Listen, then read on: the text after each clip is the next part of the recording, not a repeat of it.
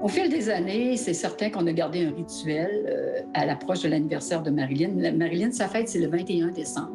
J'allume toujours une chandelle. Et comme c'est proche de Noël, j'ai toujours acheté un cadeau de Noël à Marilyn. Ça se passe le 21 décembre et le 25 décembre aussi, on sort toujours la carte de Noël qu'on lui a offerte, c'est-à-dire à Noël. En ce qui concerne la date d'anniversaire de sa disparition, le 17 février, souvent, on organise une conférence de presse en collaboration avec les organismes.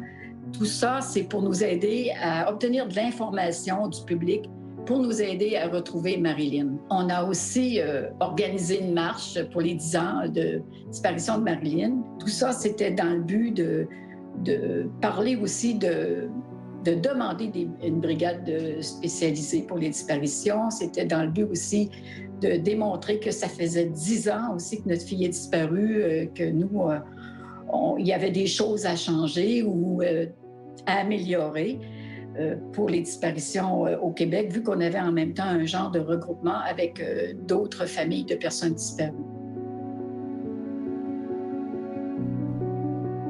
Dès qu'une disparition survient, c'est certain que les médias sont sollicités d'abord par les corps de police pour diffuser l'information, essayer d'aider les policiers à retracer la personne qui est portée disparue. Évidemment, au départ, c'est l'urgence. Mais avec le temps, les médias sont quand même associés. Moi, j'aime à penser que les médias sont des partenaires avec les familles de personnes disparues. On doit être solidaires. On doit ramener, et ça on le sent toujours, c'est important pour les familles, le souvenir de la personne, l'image de la personne dans la sphère publique pour que les gens qui sont vraiment bombardés de nouvelles et peuvent rapidement passer à autre chose, puissent se rappeler de cette personne-là, des gens qui peut-être des fois ont une information qui peut faire la différence dans une enquête de disparition. Alors, de temps à autre, on est là pour ramener le souvenir, rappeler que ça fait 1 an, 5 ans, 10 ans parfois que la personne est portée disparue, parfois même plus, et justement aider les familles et non seulement à essayer de retrouver la personne, mais je pense que c'est important aussi au niveau de la famille, au niveau psychologique, pour lui montrer qu'elle n'est pas seule, que la personne aimée qui est portée disparue, les gens ne l'ont pas oubliée, elle est encore dans l'imaginaire collectif, les gens continuent d'y penser. Je pense que ça, non seulement pour l'enquête, mais également pour épauler les familles psychologiquement, mais les médias ont leur rôle à jouer. Au fil du temps, nous avons multiplié nos apparitions, soit à la télé, à la radio, dans les journaux, en fait, dans tout ce qu'il y a de médias et de réseaux sociaux. Il était important pour nous que David demeure visuellement visible pour que les gens se souviennent de lui.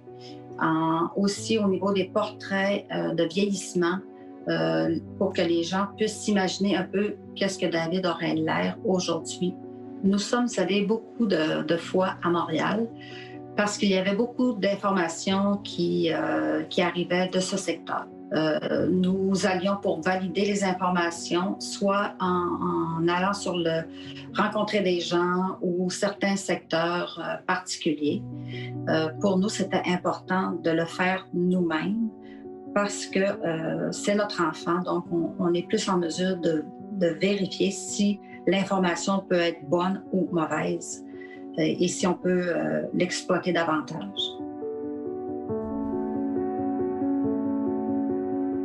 Nous avons à chaque année une activité de commémoration en la mémoire de Pinaskin. On se réunit avec les membres de la famille. On forme un cercle. C'est libre à chacun de prendre parole. Avant de commencer la cérémonie, on fait fumer de la sauge, puis on tient pendant qu'on fait un partage, on tient une plume d'aigle dans nos mains. L'aigle, c'est l'oiseau là, qui fait le lien entre le monde ici-bas, puis le monde des esprits. On a appelé cette cérémonie lâcher prise. C'est le fait là, qu'on le laisse partir, qu'on se libère aussi des sentiments négatifs là, qu'on qu'on a fait cette cérémonie-là. C'est une forme là, de prière collective. Donc, c'est spécial, là, c'était spécial, là, après qu'on ait fait cette cérémonie-là.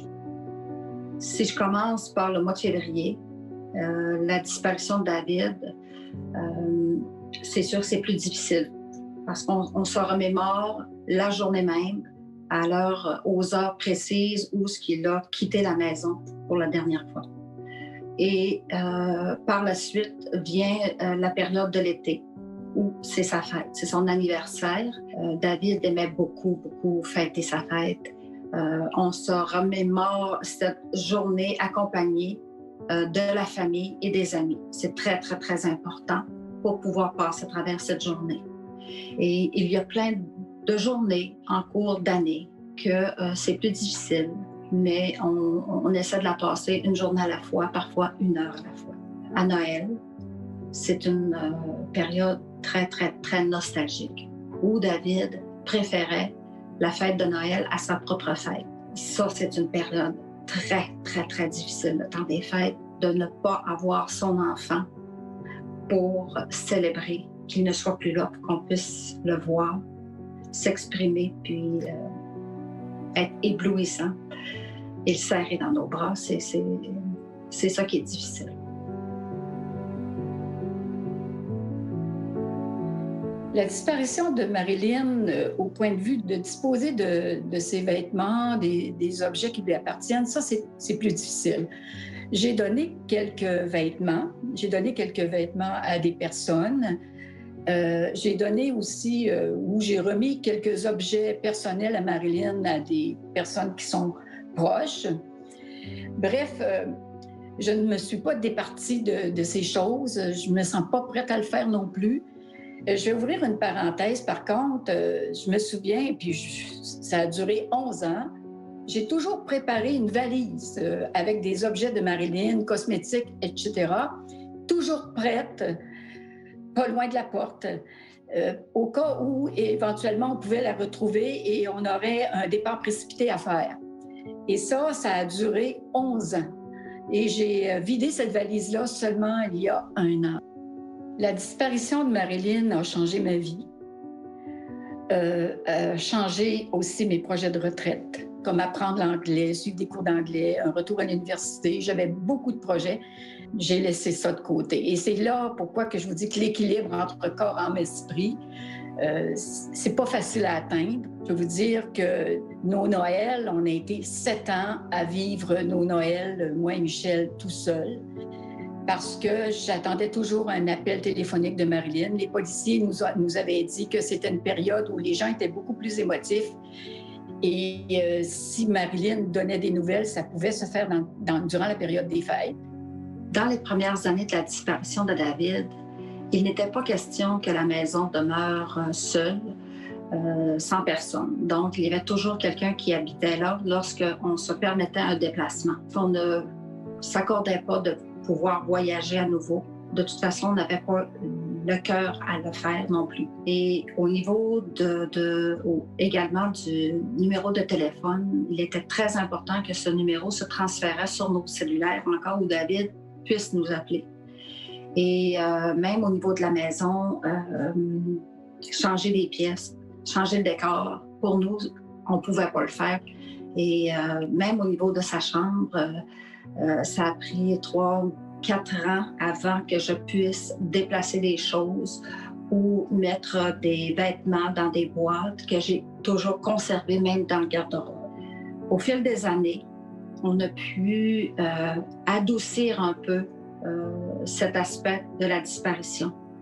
On s'est permis de vendre la maison où David a toujours habité pour acheter le chalet familial où David a connu le bonheur.